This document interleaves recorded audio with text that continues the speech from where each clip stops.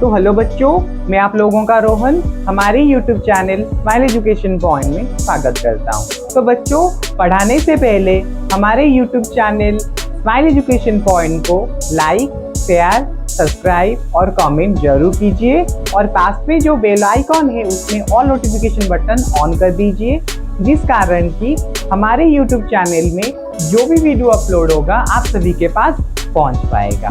तो बच्चों, आज का विषय है जेल में मेरे मित्र, जो कि हमारे प्रथम प्रधानमंत्री जी पंडित जवाहरलाल नेहरू जी के द्वारा लिखा गया है। तो बच्चों, शुरू करते हैं। मैं बोला था कि हम जब भी किसी विषय पढ़ते हैं, वो कहानी हो, एकांकी हो, वो निबंध हो, हम पहले लेखक के बारे में पढ़ेंगे। तो आज भी हम पंडित जवाहरलाल नेहरू जी के बारे में पढ़ेंगे। तो लेखक परिचय। तो बच्चों, स्वतंत्र भारत के प्रथम प्रधानमंत्री पंडित जवाहरलाल नेहरू का जन्म 14 नवंबर सन 1889 को उत्तर प्रदेश के इलाहाबाद के आनंद भवन में हुआ। तो बच्चों, हमारे जो लेखक है, लेखक कौन है ना? हमारे जो लेखक है पंडित जवाहरलाल नेहरू, पंडित जवाहरलाल नेहरू। उनका जन्म कहाँ हुआ था ना? उनका जन्म हुआ था इलाहाबाद में। तो बच्चों, हमारे जो लेखक थे उनका जन्म हुआ था इलाहाबाद में। कब हुआ था उनका जन्म ना? 14 नवंबर 1989 को हुआ था। तो बच्चों, हमारे जो प्रधानमंत्री जी थे यानी लेखक, उनका जन्म 14 नवंबर को कहाँ हुआ था? कब हुआ था ना? 1889 को हुआ था। 1889 को हुआ था। कहाँ पर हुआ था ना? उत्तर प्रदेश में हुआ था। उत्तर प्रदेश में उनका जन्म, उत्तर प्रदेश के इलाहाबाद, उत्तर प्रदेश के इलाहाबाद में उनका जन्म हुआ था।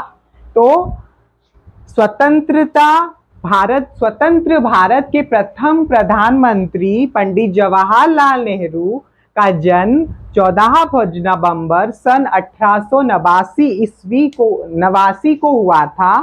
कहाँ पर हुआ था ना? उनका जन्म हुआ था उत्तर प्रदेश के इलाहाबाद में, इलाहाबाद के आनंद भवन में हुआ था।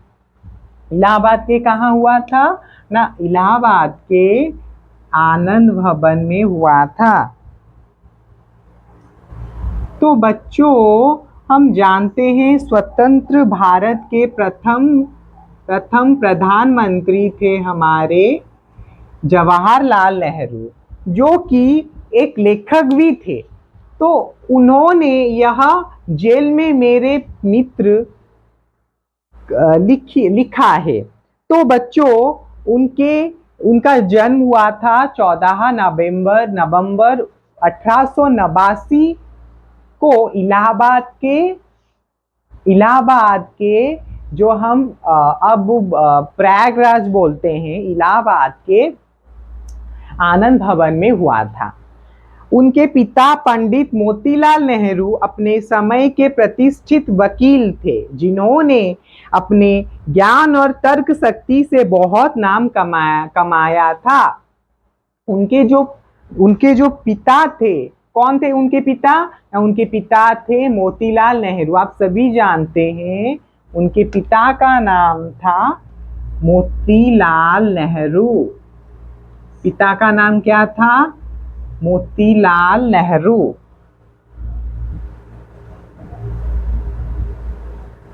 उनके पिताजी का नाम था मोतीलाल नेहरू। तो बच्चों, उनके पिता जो थे एक प्रतिष्ठित वकील थे उस समय में। उस समय में उनके उनके पिताजी यानी मोतीलाल नेहरू एक प्रतिष्ठित वकील थे और वो तर्क शास्त्र में यानी तर्क शक्ति में बहुत ही अच्छे थे और उन्हीं के कारण और इसी के कारण वो बहुत ही नाम वाले व्यक्ति थे जिन्होंने कि बहुत ही नाम कमाया। जवाहरलाल पर पाश्चात्य सभ्यता का प्रभाव होते हुए भी उनका भारतीय सभ्यता और संस्कृति से बेहद प्यार था। वो पाश्चात्य यानी वेस्टर्न सभ्यता में, वेस्टर्न सिविलाइजेशन में बढ़ते हुए भी उन्होंने भारतीय संस्कृति परंपरा को बहुत ही अच्छे तरह से समझने की कोशिश की और अच्छे तरह से समझे भी। नेहरू जी ने इंग्लैंड के प्रसिद्ध हैरो स्कूल में और उसके बाद ट्रिनिटी कॉलेज में अध्ययन किया। तो उनका जो प्रारंभिक शिक्षा था, हम बोलते माध्यमिक शिक्षा था, वो हैरो के इंग्लैंड के हैरो में हुआ था और उनके जो कॉलेज उन्होंने ट्रिनिटी कॉलेज से अध्ययन किया था। ये विज्ञान के छात्र थे। वे बैरिस्टर बनकर भारत लौटे। वे एक विज्ञान के छात्र थे और भारत को जब वो लौटे, वो विदेश में पढ़ रहे थे ना, जब भारत को लौटे उन्होंने हमारे जो बैरिस्टर बनकर निकले, जो लॉ ग्रेजुएट होते हैं, जो लॉ स्नातक करते हैं, लॉ को स्नातक के रूप में पढ़ते हैं, यानी लॉ स्नातक होता है, स्नातक उनका लॉ था, यानी हम बोल सकते हैं कानून। तो बच्चों, सत्याग्रह आंदोलन में हिस्सा लेने के कारण उन्हें अनेक बार जेल जाना पड़ा। हम जानते हैं कि जवाहरलाल नेहरू हमारे स्वतंत्रता सेनानियों में से एक है। तो जब वो लौटे, सत्याग्रह के प्रति उनका मनोबल होने लगा, मन उस पर ढलने लगा और आंदोलन में हिस्सा लेने के कारण उन्हें अनेक बार जेल जाना पड़ा। हम जानते हैं कि उस समय ब्रिटिश का बहुत ही क्रूर शासन था। जो भी उनके विरुद्ध जाता था वो उनको जेल में डाल देते थे। तो वही हालत हमारे जवाहरलाल नेहरू जी के साथ भी हुआ था। वे कांग्रेस के सभापति भी रहे। वो जो कांग्रेस एक सबसे बड़ी राजनीतिक दल है, वो उसका भी सभापति थे। समझ में आया बच्चों? स्वतंत्रता के बाद वे देश के प्रथम प्रधानमंत्री बने। जब हमारा देश 1947 यानी 1947 में जब हमारा देश स्वाधीन हुआ, तभी वो स्वतंत्र भारत के प्रथम स्वतंत्र भारतीय प्रधानमंत्री के रूप में बने। वे केवल कुशल राजनीतिज्ञ और अधिक परिश्रमी नहीं थे, बल्कि प्रभावशाली लेखक भी थे। वे राजनीति के क्षेत्र में भी अच्छे थे, लेकिन वो परिश्रमी भी थे और बहुत ही प्रभावशाली लेखक भी थे। उनकी आत्मकथा मेरी कहानी, विश्व इतिहास की झलक, भारत की खोज, पिता का पुत्र के नाम उनकी प्रसिद्ध रचनाएं हैं। तो जवाहरलाल नेहरू जी के प्रसिद्ध रचनाओं में से कुछ कहानियां जैसे उनकी आत्मकथा में मेरी कहानी, विश्व इतिहास की झलक, जो कि उनके द्वारा रचित किया गया है, भारत की खोज, पिता का पुत्र के नाम, उनकी प्रसिद्ध रचनाएं हैं। यह हमारे पहले स्वतंत्र भारत के प्रथम प्रधानमंत्री पंडित जवाहरलाल नेहरू के द्वारा रचित किया गया है। पंडित जवाहरलाल नेहरू प्रभावशाली व्यक्तित्व के धनी और मानवता के पुजारी थे। वे बहुत ही प्रभावशाली व्यक्तित्व थे और मानवता के पुजारी थे। वो मानवता को समझ पाते थे। अपने अनमोल व्यक्तित्व और अप्रतिम देश सेवा के कारण भारत सरकार ने उन्हें भारत रत्न सम्मान से सम्मानित किया। इसी बात को देखकर, इसी चीज को देखकर भारत सरकार ने उन्हें भारत रत्न का उपाधि दिया, जो कि भारत में सबसे बड़ा उपाधि होता है। 27 मई 1964 को उनका देहांत हो गया। तो बच्चों, हमारे जो लेखक यानी जवाहरलाल नेहरू, उनका देहांत कब हुआ ना? उनका देहांत हुआ 1964 को। उनका देहांत हुआ 1964,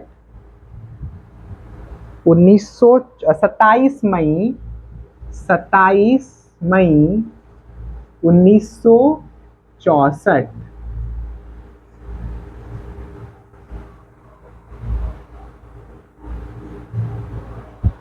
तो बच्चों, हमारे जो लेखक है जवाहरलाल नेहरू जी, उनका जन्म हुआ था 1889 में और उनका मृत्यु हुआ था 1964 में।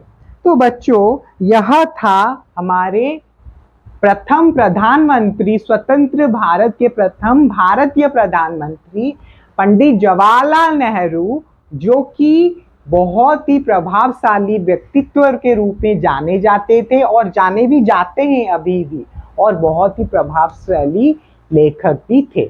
तो इस विषय का यानी जेल में मेरे मित्र का कुछ विचार बिंदु दिखेंगे, उसके बाद हम पढ़ेंगे।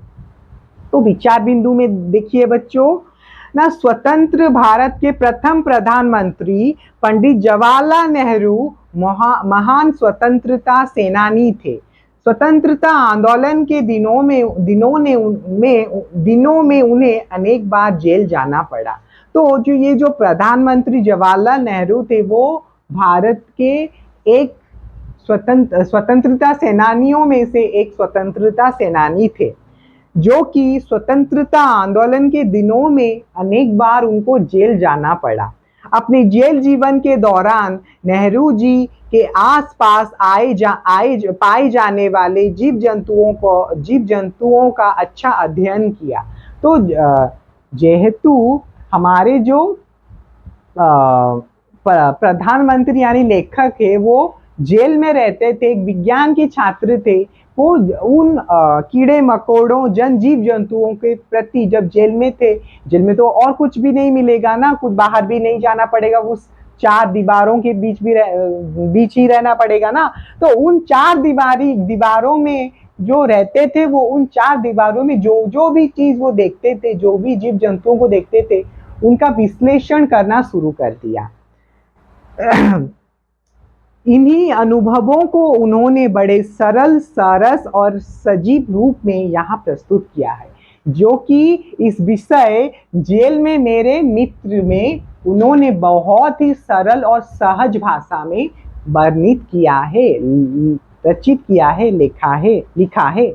तो बच्चों, शुरू करते हैं आज का विषय कि मैं देहरादून जेल की उस कठोरी में लगभग 14.5 महीने रहा। हमारे जो पंडित जवाहरलाल नेहरू थे, वो देहरादून, जो कि उत्तराखंड में है, उत्तराखंड के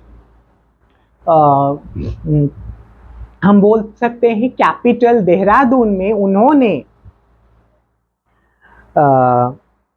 लगभग 14 महीने जेल में रहे। मुझे लगने लगा कि जैसे यह मेरा ही घर है।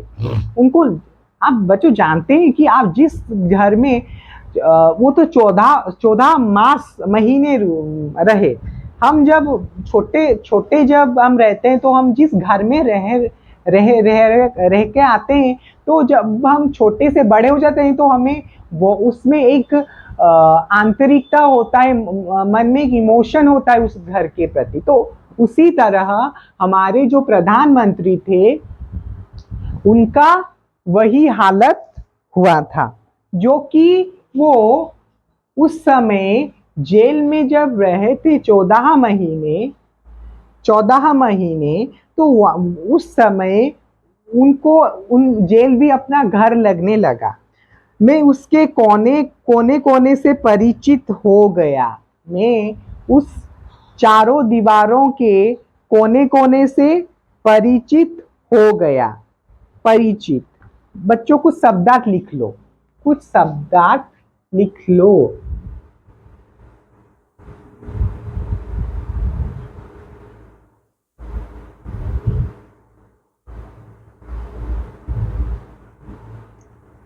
तो बच्चों, कठोरी का कठोरी का क्या मतलब है? कठोरी का मतलब है बच्चों छोटा कमरा।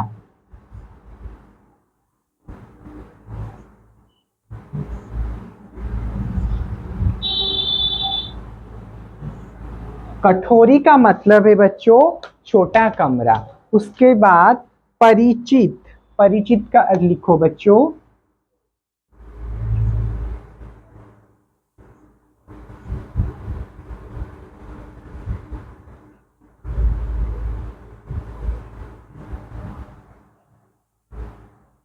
परिचित का अर्थ है बच्चों जान पहचान का।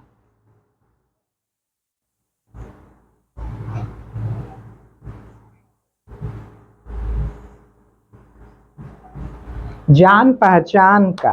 तो बच्चों, तो क्या हुआ ना, मैं उसके कोने कोने से परिचित था। कठोरी का मतलब है छोटा कमरा, और परिचित का अर्थ है जान पहचान का। जब हम किसी घर में बहुत समय तक रह जाते हैं तो वो घर हमको बहुत ही जान पहचाना लग जाता है। तो उसी तरह वो भी उस जेल में, देहरादून के जेल में जब रह रहे थे, उनको वो जेल अपने घर की तरह लगने लगा, क्योंकि वो 14 महीने वहां पर बिताए। सफेद दीवारों, छत और कीड़ों द्वारा खाई हुई कड़ियों पर पड़ी हुई प्रत्येक रेखा और बिंदु को मैं पहचानने लगा था। तो सफेद, वो उस समय हमारे जो जेल की परिस्थिति थी वो बहुत ही खराब था। बहुत, मतलब हम ना बोले तो सही होगा। तो उसी तरह वो बोल रहे हैं कि जो दीवार, वो उस जगह का वर्णना कर रहे हैं कि दीवार सफेद हो गया था, छत और कीड़ों द्वारा खाई हुई कड़ियों पर पड़ी हुई प्रत्येक रेखा और बिंदु को मैंने पहचानने लगा था।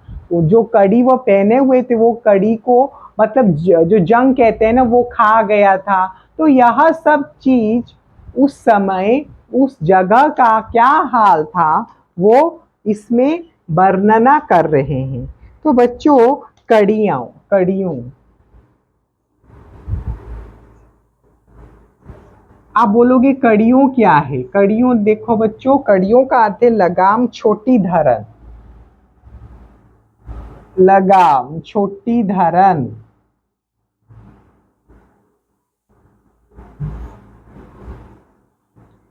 मतलब एक चेन की तरह होता है, चेन की तरह होता है, जो कि हम बहुत बड़े बड़े होते हैं, वो उसे कड़ियां क्या कहा जाता है। तो वही फुर्सत, और एक सब लिखो, फुर्सत।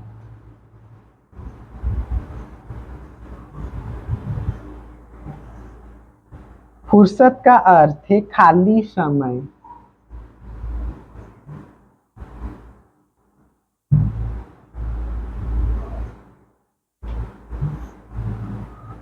खाली समय।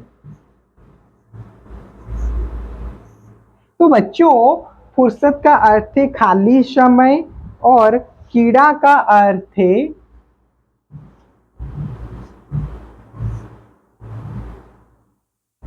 कीड़ा का अर्थ है कीट।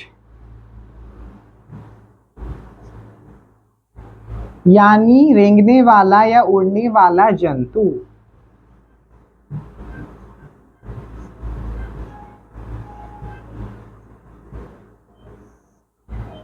रेंगने वाला या उड़ने वाला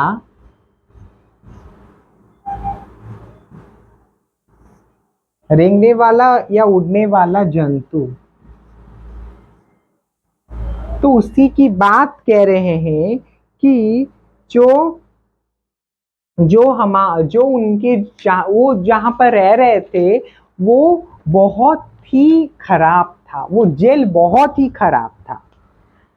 सब जेल में दूसरे कार्यों से फुर्सत होने के कारण हम प्रकृति नहीं, हाँ, कीड़े द्वारा खाई हुई कड़ियों पर पड़ी हुई प्रत्येक रेखा और बिंदु को मैं पहचानने लगा था। वो बहुत ही अच्छे तरह से पहचानने लगे थे। जेल के दूसरे कार्यों से फुर्सत होने के कारण हम प्रकृति के अधिक निकट होते चले गए। जेहेतु हमारे जो लेखक है जेल में रह रहे थे, जेल में रहने पर हमें क्या काम और कुछ काम, खाली हम पेड़ पौधे लगाएंगे, कुछ वहीं पे जेल के अंदर कुछ खुदाई पुताई करेंगे, वही काम भी वो कर रहे थे। तो जेहेतु वो वही काम क्या कर रहे थे तो उनको वही काम करने से फुर्सत नहीं मिलता था और उसी के कारण वो प्रकृति के साथ बहुत ही अच्छे तरह से घुल मिल गए थे। वही बात बताते हैं कि जेल में दूसरे कार्यों से फुर्सत होने के कारण हम प्रकृति के अधिक निकट होते चले गए। अपने सामने आने वाले जाने वाले जानवरों और कीड़ों को हम बड़े ध्यान से देखते थे। जो हमारे लेखक थे पंडित जवाहरलाल नेहरू, उनके पास जो कीड़े मकोड़े आते थे वो बहुत ही ध्यान से उन्हें देखते थे। मैंने अनुभव किया कि मेरी यह शिकायत उचित ना थी कि मेरे आंगन सुना और उजड़ा हुआ है।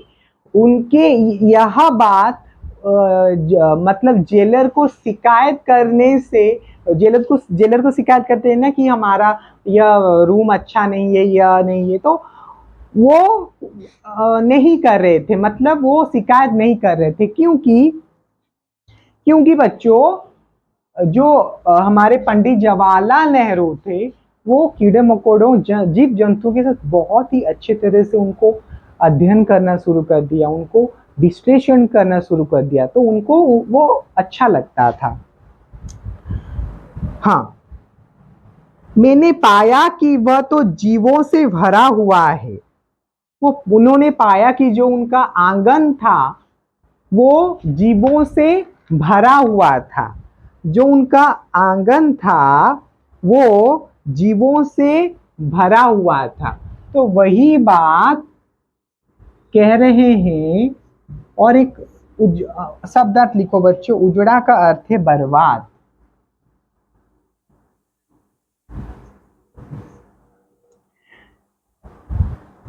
वही बात कह रहे हैं कि उनको कीड़े जीव जंतु बहुत अच्छा लगने लगा क्योंकि वो अकेले थे ना वहां पर।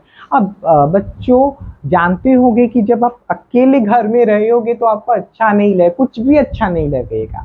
इसी तरह वो जेल में रह रहे थे तो उनका यही बात उनके साथ भी हुआ था। हाँ, फिर क्या हुआ ना, मैंने पाया कि वह तो जीवों से भरा हुआ था। ये सब रेंगने, फिसल कर चलने और उड़ने वाले कीड़े मकोड़ों मेरे दैनिक जीवन में बिना किसी प्रकार की छेड़छाड़ किए हुए रह रहे थे। ऐसा कोई कारण ना था कि मैं उनसे किसी प्रकार की छेड़छाड़ करता। हाँ, खटमलों, मच्छरों और मक्खियों से मुझे निरंतर युद्ध करना पड़ता था। जो जीव जंतुएं थी उनमें वो हमारे पंडित जी को यानी जवाहरलाल नेहरू जी को हैरान नहीं करते थे, परेशान नहीं करते थे। वो अपना काम करते थे, जवाहरलाल नेहरू अपना काम करते थे। तो यह बात उनको अच्छा लगा कि जो कीड़े जीव जंतुएं हैं वो अपना काम कर रहे हैं और उनको परेशान नहीं कर रहे। लेकिन कुछ कीड़े मकोड़े जैसे मक्खियां, खटमल, मच्छर, जो जिसके साथ उनको बारंबार निरंतर उनके साथ युद्ध करना पड़ता था, यानी उनसे उनसे छुटकारा पाना पड़ता था। कुछ और सब लिखो बच्चों। रेंगना,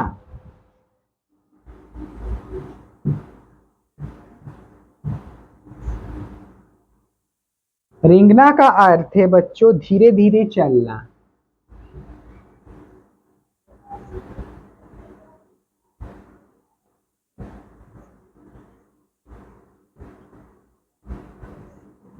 धीरे धीरे चलना या चींटी आदि कीड़ों के, हम धीरे धीरे इतना ही लिखेंगे। उसके बाद कीड़े मकोड़े, कीड़े मकोड़े यानी कीड़े मकोड़े, कीड़े मकोड़े,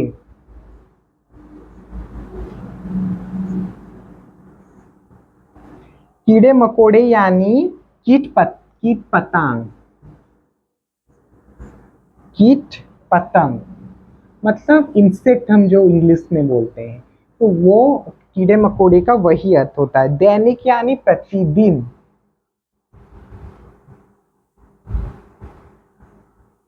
दैनिक यानी प्रतिदिन,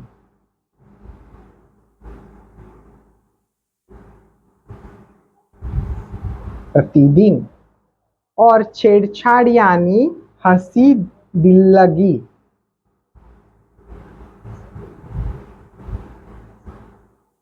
छेड़छाड़, छेड़छाड़ का अर्थ है हंसी,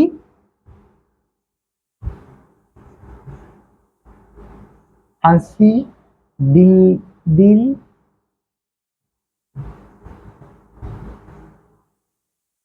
हंसी दिल्लगी। उसके बाद खटमल, खटमल ये सब जानते होंगे, मैं आशा करता हूं ये सब जानते होंगे। खटमल, खटमल यानी खाट या कुर्सियों में होने वाला कीड़ा, खाट। उसके बाद मच्छर यानी हम जानते हैं, मच्छर तो अब जानते हैं, जो हम बोलते हैं मक्खी, भी मक्खी का निरंतर यानी लगातार। तो यह सब चीज उनको झेलना पड़ता था। समझ में आया बच्चों?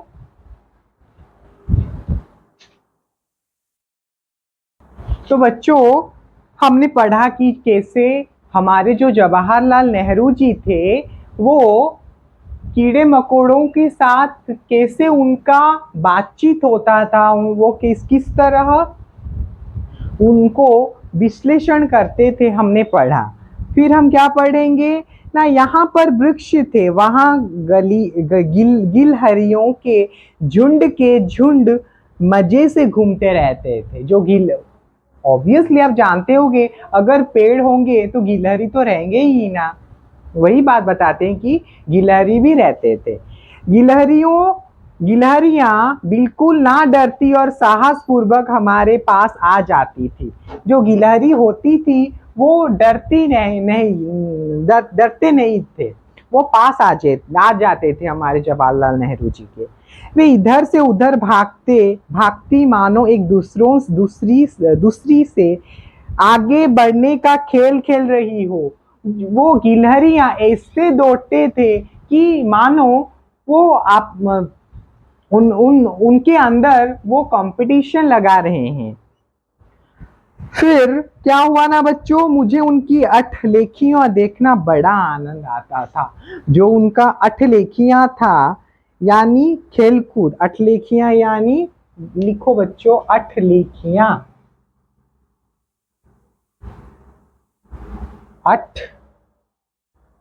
अठखेलियां सॉरी,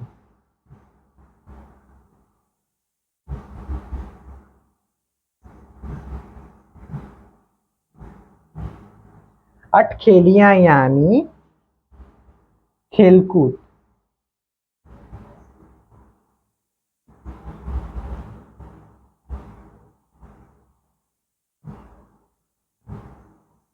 तो बच्चों क्या हुआ ना, जवाहरलाल नेहरू जी को बहुत ही आनंद आता था उनको उन जो गिलहरियों का खेलकूद देखकर।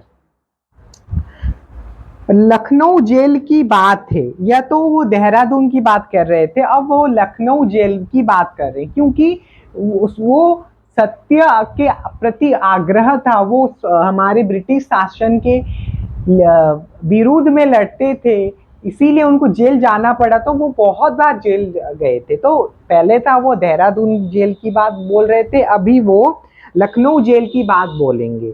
लखनऊ जेल की बात में घंटों बिना हिले डुले बैठा पढ़ता लिखता रहता था। वो लखनऊ जेल में बिना हिले डुले पढ़ते लिखते रहते थे एक जगह पर। एक गिलहरी मेरे पैरों पर चढ़कर गोद में आ बैठती थी और मेरे मुंह की ओर देखने लगती थी। तो जब बैठते थे हमारे जवाहरलाल नेहरू जी, तो वहां पर गिलहरी उनके पैर के ऊपर बैठकर जवाहरलाल नेहरू जी के मुंह को ताकते थे। वह मेरी आंखों की ओर गौर से देखती थी और अनुभव करती थी कि मैं वृक्ष नहीं हूँ, कि करती थी कि मैं वृक्ष नहीं हूँ। तो वो जवाहरलाल नेहरू जी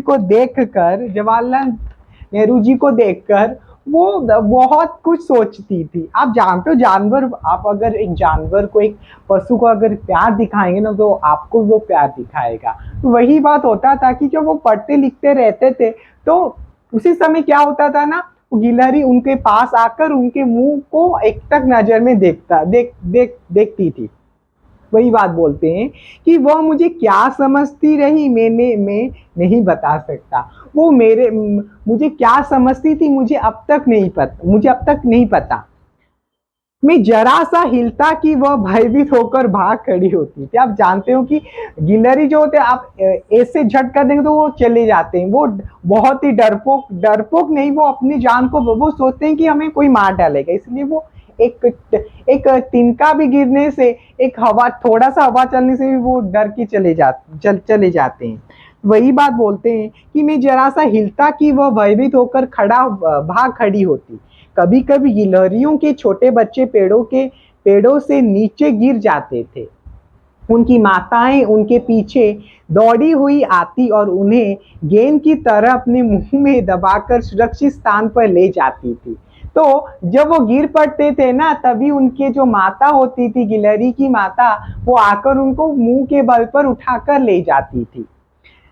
कभी कभी बच्चे खो भी जाया करते थे। हमारे एक साथी ने इस प्रकार गिलहरियों के खोए हुए 3 बच्चों का पाल रखा था। तो आप जानते हो, तो वो पेड़ में रहते हैं ना, तो कभी कभी गिर जाते थे, तो वो कभी कभी खो जाते थे। तो उनके कुछ एक साथी, हमारे पंडित जी के एक साथी उन 3 बच्चों को पोसा था। एक दिन मैंने कुछ शोर सुना। तो एक दिन की बात है, जब हमारे जवाहरलाल नेहरू कुछ सुने। हाय रे, गिलहरी के नन्हे नन्हे बच्चे कहीं मर ही ना जाए। मैं उधर गया तो देखा कुछ कैदी खड़े अरे अरे हाय हाय कर रहे थे। तो जब हमारे पंडित जवाहरलाल नेहरू एक किस्सा सुना रहे हैं कि जब वो जेल में थे, लखनऊ के जेल में थे, तभी एक आवाज सुनाई दिया, हाय रे, गिलहरी के नन्हे नन्हे बच्चे मर ही ना जाए। कोई बोल रहा था, हाय रे, गिलहरी के छोटे छोटे बच्चे कहीं मर ही ना जाए। मैं उधर गया तो देखा कुछ कैदी। तो जब वहां पर हमारे जवाहरलाल नेहरू जी गए, तो वहां पर देखा कि कुछ कैदी खड़े हैं और खड़े होकर क्या बोल रहे हैं, अरे अरे हाय हाय कर रहे थे। मैंने उन बच्चों को देखा तो निश्चिंत हो गया। तो जब मैंने उन बच्चों को देखा कि ये गिलहरी के बच्चे और इन गिलहरियों के बच्चों को देखकर ये कैदियां चिल्ला रहे हैं, तो वो समझ गए कि इसी कारण वो चिल्ला रहे थे। वे जीवित थे। मैंने कहा, तुम इन बच्चों को घेरे खड़े हो, इनकी माँ इन्हें लेने कैसे आ सकती है? चलो हम बरामदे में बैठकर देखते हैं। तो उन्होंने अपने कैदी भाइयों को कहा, कैदी दोस्तों को कहा, अरे आप सभी तो उनको घेर कर खड़े हो, तो कैसे उनकी माँ आएगी उनको लेने के लिए? उन्होंने कहाँ पर बैठा था ना,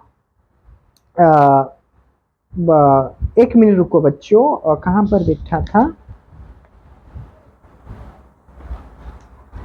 कहाँ पर वो लाइन कहाँ गया, हाँ, बरामदे में बैठकर देखते थे।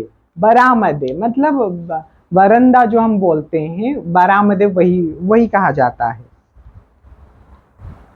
सुरक्षित, हाँ, तो वही बैठकर वो देखते थे कि कैसे उनकी माँ आएगी उनको लेने के लिए। तो मैंने कैदियों को बताया कि मैं रोज इन गिलहरियों को देखता हूँ, तो उन्होंने बताया कि मैं इन गिलहरियों को रोज देखता हूँ। कई बार इनके बच्चे वृक्ष की टहनी से नीचे गिर जाते हैं। इनकी माताएं फुर्ती से नीचे आती हैं, बड़े ध्यान से उन्हें गेंद की तरह गोल गोल कर मुंह में दबा लेती और फिर पेड़ में ले जाती थी। तो एक बात बताते हैं कि उनके कैदियों को कि मैं भी जब लिखता पढ़ रहा था, तो मैंने भी देखा कि कुछ बच्चे पेड़ से गिर जाते हैं। तो जब गिर जाते हैं तो उनकी माँ फुर्ती से आकर उनको ले जाती थी अपने मुंह के बल पर, जैसे हम गेंद को लेते हैं। संध्या का समय था, धीरे धीरे रात होने लगी, परंतु माँ गिलहरी ना आई। तीन बच्चों गिलहरी के बच्चों को उनके दोस्त ने पाया था, वो रात हो गई पर कोई भी नहीं आया, उनके माँ भी नहीं आई उनको लेने के लिए। मैं चिंतित हो उठा, कुछ तो करना होगा। कैदी उन बच्चों को उठाकर मेरी कटोरी में ले आए। तो उन्होंने सोचा कि कुछ करना हो, उनकी माँ तो नहीं आए, तो उनका कुछ करना होगा उन गिलहरियों के बच्चों का। तो कैदी ने उन बच्चों को लेकर नेहरू जी के कमरे में ले गए। हाँ, पांडे जी आते ही बोले, ये बच्चे तो बहुत ही छोटे हैं, ना तो ये पत्ते चबा सकते हैं और ना ही इन्हें रोटी का चूरा कर खिलाया जा सकता है। कैसे जीवित रखा जाएगा इन्हें? वहां पर हमारे पांडे जी आकर बोलते हैं, अरे ये तो बहुत छोटे हैं, ना वो पत्ते को चबाकर खा पाएंगे, ना रोटी के टुकड़े को चुन कर देंगे तो खा पाएंगे, तो वो कैसे जीवित होंगे? दूसरे ने सुझाव दिया कि इन्हें बोतल में से दूध पिलाया जाए, पर कैसे? जेल में बोतल कहाँ? फिर वे इतने छोटे थे कि बोतल से तो दूध पी ना सकते थे। तो और एक कैदी ने सलाह दी कि उन्हें हम दूध पिला सकते हैं, तो दूध पिलाने के लिए तो हमें बोतल चाहिए। फिर तो बोतल उस कैदी खाना में कैसे मिलेगा, उस जेल में कैसे मिलेगा? यह एक चिंता का विषय था। फिर भी मिल जाता है, फिर भी तो वो अपने छोटे छोटे मुंह से कैसे पी पाएंगे? उनका पालन पोषण करना कठिन समस्या बन गई थी। तो उनका जो पालन पोषण था उन गिलहरियों का करना बहुत ही कठिन हो गया था। तो बच्चों फिर क्या हुआ? सब सोच में पड़े थे कि मेरी दृष्टि पेन में स्याही भरने वाली नली पर पड़ी। तो उस समय जो पेन होता है ना, पेन उसमें जो मतलब रिफिल वाला पेन होता है ना, तो उन पर उनका नजर पड़ा। मैंने नली को उठाया और सबको दिखाते हुए कहा, इसे बनाते हैं बोतल। तो वो उस पेन में स्याही भरने वाली नली पर वो वहीं पर उसे पकड़कर बोले कि इसको हम बोतल बनाते हैं।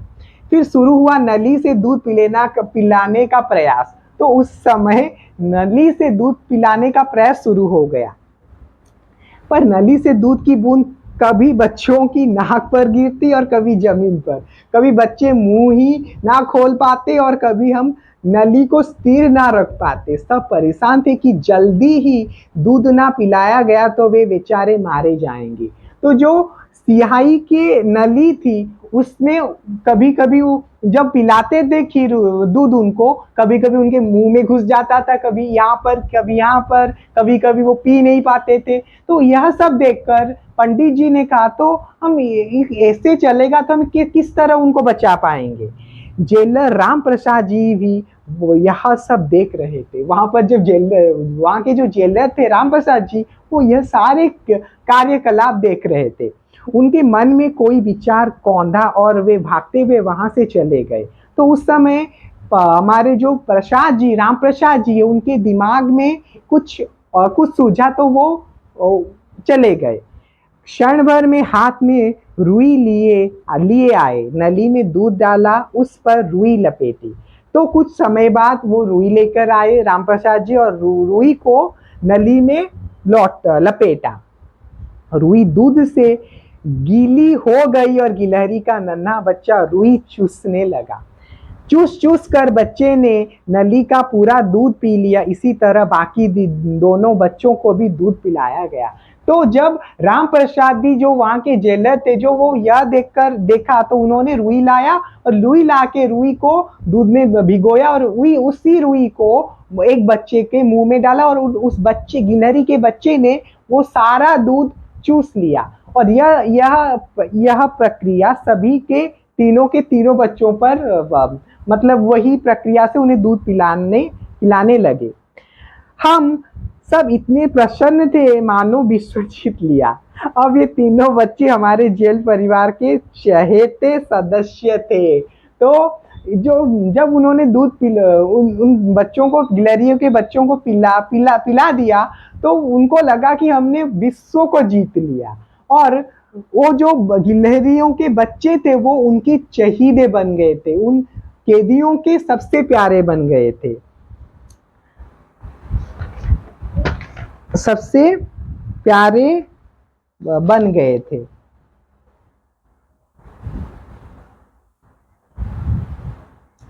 रूई रोशा चहेते, चहेते यानी बहुत प्यारा, लिख लो।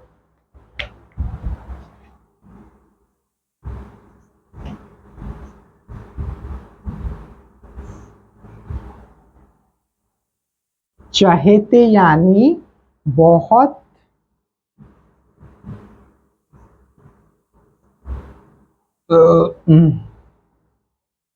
बहुत प्यारा।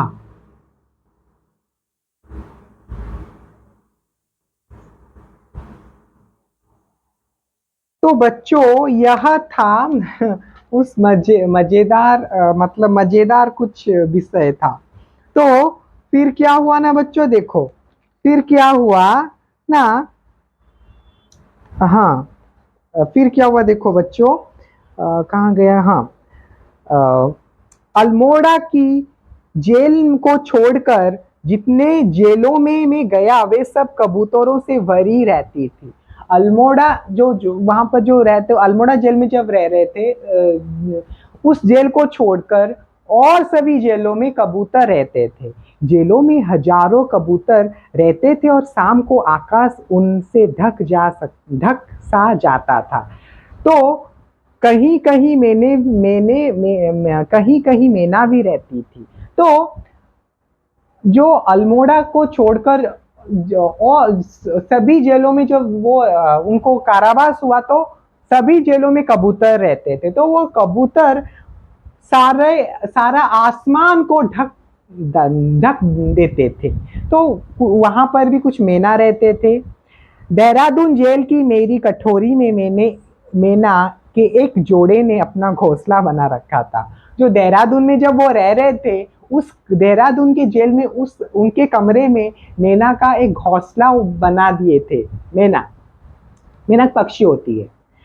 मैं उन दोनों को खिलाया पिलाया करता था। वे इतने पालतू हो गए थे कि यदि सुबह या शाम उन्हें खाना मिलने में जरा सी देर हो जाती तो वे चुपचाप मेरे पास बैठ जाते और जोर से चिल्ला कर अपना भोजन मांगने लगते थे। उनकी क्रियाएं और चिल्लाहट सुनकर बड़ा आनंद आता था। तो देहरादून के जेल में जब रहते थे तो उस समय वो उन मैना के जोड़े को वो पाले थे और उन्हें खाना देते थे। तो यदि किस समय खाना देने का समय देरी हो जाता था तो वो मैना, जो जोड़े मैना उनके पास आकर चिल्लाते रहते थे और उनको अपनी यहाँ भाषा में बोलते थे, खाना दो खाना दो। तो नैनी जेल में हजारों तोते थे। एक बहुत बड़ी संख्या मेरी बैरक की दीवारों पर रहा करती थी। उनकी प्रेममय बातचीत देखने वाली होती थी। उनकी नोक-झोंक सुनने का आनंद तो अनोखा ही था। तो जो नैनी जेल में हजारों तोते थे, तो जो नैनी के जेल में रहते थे वहां पर हजारों तोते थे। तो उन हजारों तोते को भी वो प्यार करते थे। तो उन तोतों का उन जोड़े तोतों का भी लड़ाई झगड़ा देखने को मिलता था हमारे पंडित जवाहरलाल नेहरू जी को। पंडित जवाहरलाल नेहरू जी को। बैरक, बैरक का अर्थ लिखो बच्चों।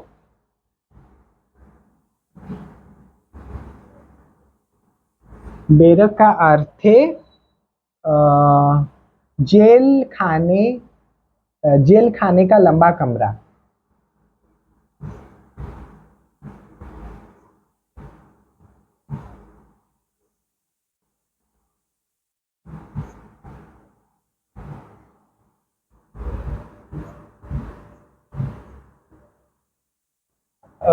तो बच्चों यह सब सूचित करता है कि हमारे जो लेखक थे वो प्रकृति से कैसे जड़ित थे। देहरादून में सैकड़ों प्रकार की चिड़िया थी। जो देहरादून में रहते थे वहां पर बहुत प्रकार की चिड़िया थी।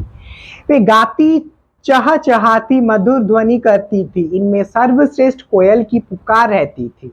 उसकी कुहू कुहू सुन हम इतने आनंदित होते और भूल जाते कि जेल में है। तो देहरादून के जेल की बात बोल रहे हैं कि वहां पर कोयल भी रहते थे। तो जब वो कोयल कू कू करते थे तो वो उनको कैदियों को लगता नहीं था कि वो जेल में है, लगता था कि वो एक अच्छे जगह पर है। बरेली जेल में बंदरों का एक दल बसा हुआ था और उनकी किस्से देखने योग्य थी। एक घटना ने मुझे बड़ा प्रभाव डाला। तो बरेली के जेल में जब वो रह रहे थे तो वहां पर बंदर भी रह रहे थे। बंदरों का दल भी रह रहा था। तो बंदरों का दल से भी कुछ मतलब चीज जड़ी थे जो कि हमारे लेखक को, पंडित जी को बहुत ही प्रभाव डाला। एक बंदर का बच्चा हमारी बैरक में आ गया और लौटकर फिर दीवार पर ना चढ़ सका। वार्डनों और कैदियों ने उसे पकड़ लिया और एक रस्सी से बांध दिया।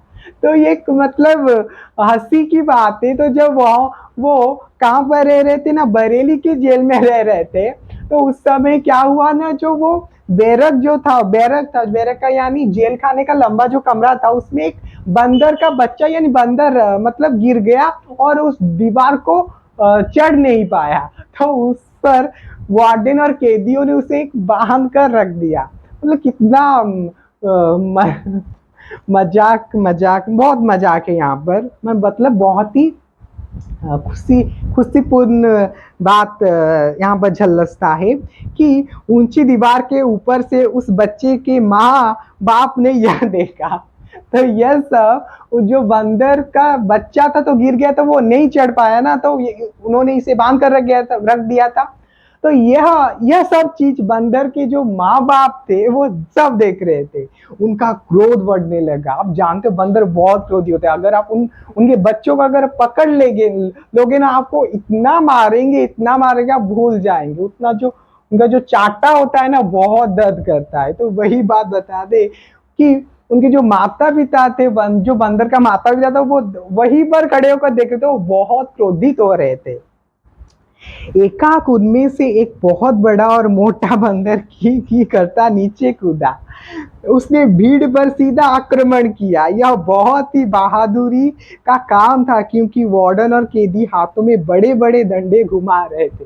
तो यह सब देखकर एक बड़ा बंदर खी कर उस बैरक के नीचे मतलब वो दीवार के नीचे मतलब कूद गया बच्चे को बचाने के लिए। यह भी मतलब यह बात को वो तो साहस पूर्णता के का प्रतीक मानकर प्रतीक को दिखाकर बताते हैं कि वो बंदर जो था वो डरा नहीं, क्योंकि कैदियों और वार्डनों के हाथों पर बड़े बड़े डंडे थे। तो यह बात कर वो बता रहे हैं कि वो बंदर अपने बच्चे को बचाने के लिए कूद गया बिना कोई डर के। हाँ, एकाक उनमें से एक बहुत बड़ा और मोटा बंदर की करते नीचे कूदा। उसने भीड़ पर सीधा आक्रमण किया। यह बहुत ही बहादुरी का काम था, क्योंकि वार्डन और कैदी हाथों में बड़े बड़े डंडे घुमा रहे थे। साहस की विजय हुई। मनुष्यों की भीड़ डरी और सब अपने डंडे को छोड़ भाग खड़ी हुई। बड़ा बंदर बच्चे को छुड़ाकर शान के साथ ले गया। आप जानते होंगे, ये इसी को दर्शा देखी कि कैसे एक अकेला बंदर, मोटा बंदर, कैसे उस बच्चे को बिना कोई डर के नीचे कूदकर उस बच्चे को लेकर वीरता पूर्वक कैसे चला गया। वही बात वो बोल रहे हैं। प्राय हमारी वेट ऐसे जानवरों से भी हो जाया करती थी जिनका हम स्वागत ना कर सकते थे। कठोरियों में अक्सर बिच्छू घुमा करते थे। तो यह बात भी कहते थे कि वो तो अच्छे, मतलब अच्छे जानवर है, अच्छे अच्छे पशु पक्षियों के साथ वो मिलकर जुलकर रहते थे। फिर भी कुछ ऐसे जानवर थे जो कि वो उनका स्वागत नहीं किया जा सकता था। कठोरियों में अक्सर वो बिच्छू का बात कर रहे हैं। कभी वे मेरे बिस्तर पर मिलते या उस किताब में मिलते थे जिसे मैं अचानक उठा लिया करता था। पर आश्चर्य की बात है कि उन्होंने कभी मुझे ढंक नहीं मारा। तो वो बताते हैं कि किस तरह जो बिच्छू मेरे बेड पर मिलते थे कभी कभी, और कभी मेरे किताबों के अंदर मिलते थे। और आश्चर्य की बात यह है कि उन बिच्छुओं ने मुझे कभी भी ढंक नहीं मारा, मुझे कभी भी परेशान नहीं किया। एक बार मैंने एक जहरीले बिच्छू को एक दोरों में बांधकर दीवार पर लटका दिया। थोड़ी ही देर बाद वो वहां से भाग खड़ा हुआ। इस स्वतंत्र बिच्छू से दोबारा मिलने की मेरी इच्छा ना थी। तो एक दिन का बात है, जब एक बिच्छू को उन्होंने दीवारों पर बांधकर दीवार पर टांग दिया। तो कुछ समय बाद वो बिच्छू कैसे उससे अपने आप को छुटा कर कैसे वो भाग गया। तो यह बताते हैं कैसे वो अपना स्वतंत्रता खुद ही कर लिया, अपने आप को खुद ही कैसे स्वतंत्र कर लिया। वही बात बताते हैं कि, और यहाँ पर पंडित जी कहते हैं कि मुझे उसके साथ मिलने का कोई भी जरूरत नहीं है। फिर क्या हुआ ना, अतएव मैंने अपनी कठोरी के कोने कोने में उसकी तलाश की, किंतु वह तो गायब हो चुका था। तो उन्होंने उस बिच्छू को ढूंढा, पर वो बिच्छू गायब हो गया था। मेरी कटोरी में और उसके आसपास 3-4 सांप भी पाए गए। जो वहां पर रह रहे थे, छोटा सा कमरा में रह रहे थे, उस कमरे में भी छोटे छोटे सांप भी मिले थे उनको। एक सांप के मिलने की खबर तो समाचार पत्रों में भी छप गई थी। इस प्रकार की घटनाओं को मैं स्वागत किया करता था, क्योंकि जेल का जीवन प्रतिदिन एक सा रहता है, और जो घटना इस एक से जीवन की समरसता को भंग करती है, उसका स्वागत किया जाता है। तो वो यह बात बताते हैं कि कैसे एक दिन एक सांप उनके कमरे में पाया गया, और उस विषय को कागज यानी हमारे जो समाचार पत्रों में दिखाया गया, जो कि उनको अच्छा लगा कि कैसे जेल का जीवन कितना दुखदायक होता है, कितना कष्टदायक होता है, कि वो इसी माध्यम से बताते हैं। मैं सांपों का स्वागत नहीं करता, मैं सांपों का एक वर्ड लिखो, समरसता।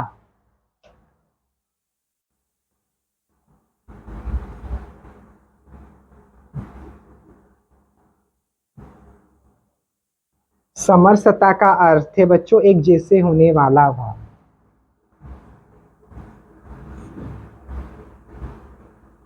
एक जैसे